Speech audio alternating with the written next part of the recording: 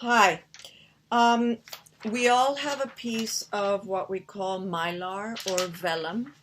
It's a plastic, it's a sheet, paper thin, made of plastic.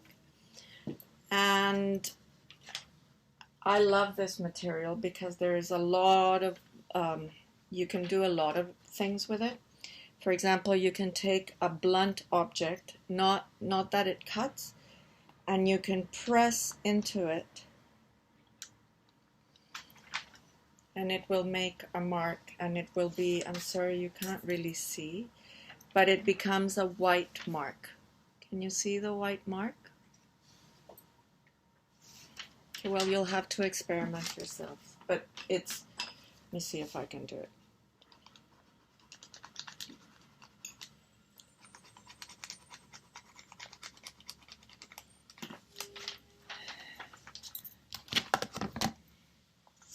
You see? If you put it on a dark surface afterwards, then you can see the markings. It is also a surface that takes to all the media that we have beautifully. So I have created a self-portrait of myself. I used oil pastels in the front, but watercolor in the back. I don't know if you can see with this light, but this frame is colored in the front, whereas this one is colored in the back. So there is a milkiness to this one. My eyes were colored on the back, except for this lens that was colored in the front. The other thing that is wonderful on Mylar is using a pen. So if you choose to do some text, this pen is wonderful to work on. Also to outline your piece, whatever it is that you draw. So, but you see how I did not do the entire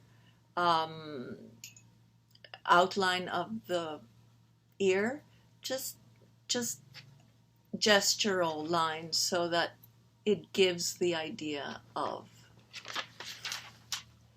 I found these in the newspaper this weekend. And as you all know, I'm from Venezuela, and it is, even though I've been here for 40 years, it's a place that is still my home. And this one says the new epicenter of poverty and populism fuel COVID-19 in Latin America. I lost that little piece, so I'm going to have to make it up with something. So that's one way that and then collage it. So that's one way that you can use paper. Second way that you can use paper is, remember, this was the piece that I used for demonstration of oil pastels over the black background. So then on the back I drew a bunch of people.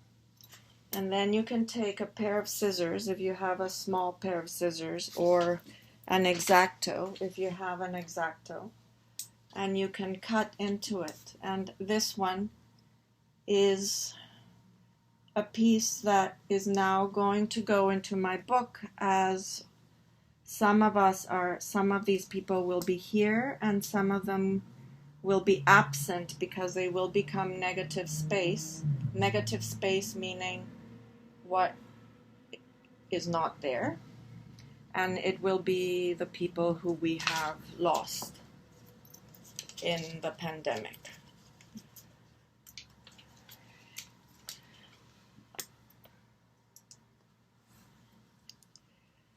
And most likely than not, it will, I think I'll cut this out, or maybe not, I'm not sure. But you can play with cutting out on all the papers you have made in order to create interest with positive and negative space. Positive being this space, and negative space being the absence of page. The other thing that you can do is you can take a picture or a news clipping or something that you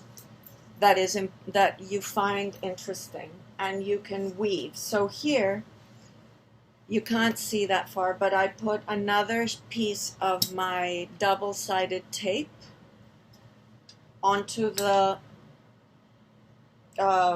surface I'm working with. I cut my photograph into strips. They're not very exact. If you have a shredder at home, go right ahead. If not, I think, and then you are going to make a basket weave. So you're going to start top and then bottom, and then you leave it on top, and then you go to the top. Sorry, you go in and out. In and out. In and out.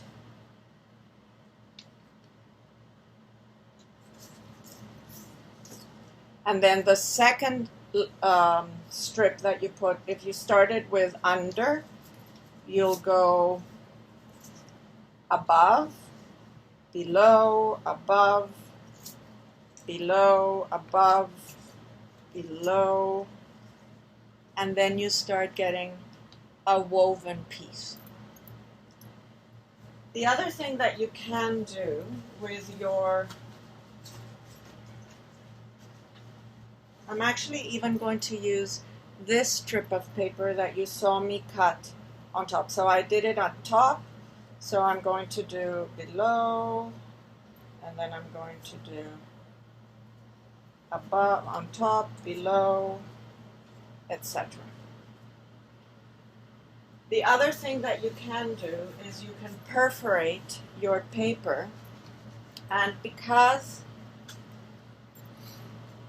my cover is like this, I decided that the first sheet, the first page that you're going to see in my book is going to be echoing this design. So I took oil pastels and I made myself this, and then I take a rag and I wet it. I really, really wet it. And I just, where did I put, oh, I forgot my, sorry. I have to put plastic underneath, I'm sorry. Unless you want to perforate both sides, which I don't.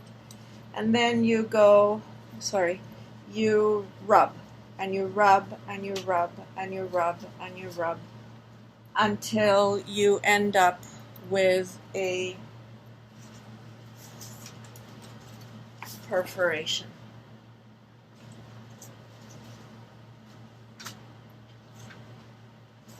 Remember these pieces?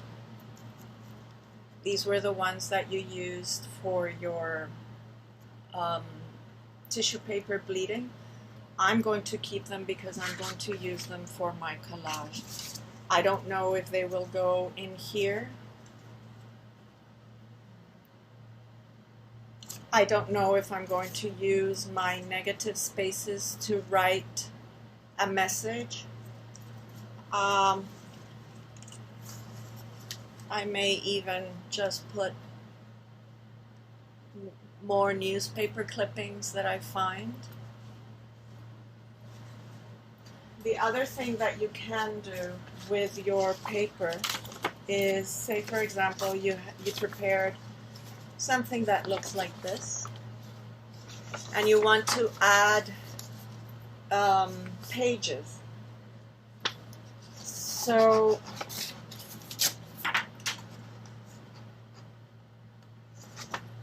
I am going with my paper scissors here.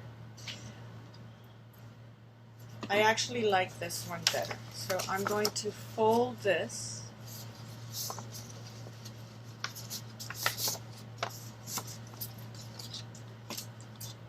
And then I am going to cut a random shape.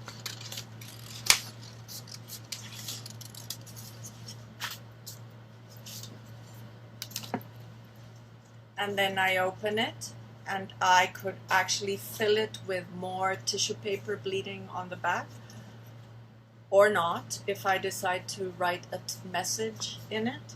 And then I can put it in my book, and I can either sew it on the fold if I wanted to, or I can just take again some of my tape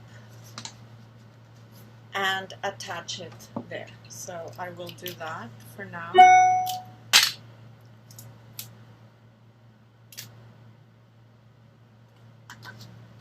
And I'm putting it on both sides, spanning both sides, so it's in the middle of the fold. Can you see the tape? Can you see? Yeah, there. And then, of course, I would finish drawing everything or writing whatever I wanted to before I attached it to my book. And then it's attached. And I can close it. And I do not have to use all of the image that appears on my weave. I can use just a little bit. Like I can, once it's woven, it will hold together, and I can cut it and put some tape on the back or tape it onto a piece of paper.